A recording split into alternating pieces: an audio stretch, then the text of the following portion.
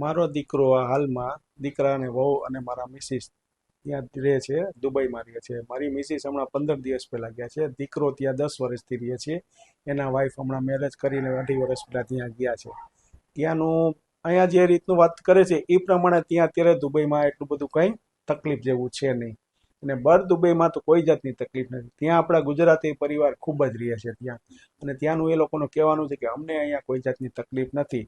ત્યાં જે હુમલા થયેલા છે એ વાતો કરે છે. એ હુમલા જે અમેરિકા બેઝના સેન્ટરો છે એની ઉપર એ લોકોએ હુમલા કરેલા છે. બાકી પ્રોપર ત્યાં જે પબ્લિક છે એ લોકોને કોઈ જાતની તકલીફ છે નહીં.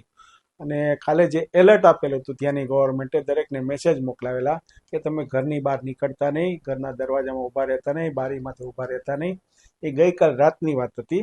અત્યારે એવું કોઈ જાતની તકલીફ છે નહીં. ત્યાં બધાય શાંતિથી રહીએ છીએ. આજે મારો હમણાં દીકરો 10 મિનિટ પહેલાં જે માર્કેટમાં જઈને આવ્યો, ત્યાં જઈને આવીને મને એણે કીધું કે પપ્પા અહીંયા કાંઈ અમને તકલીફ છે નહીં, અમે બધા શાંતિથી અહીંયા રહીએ છીએ અત્યારે.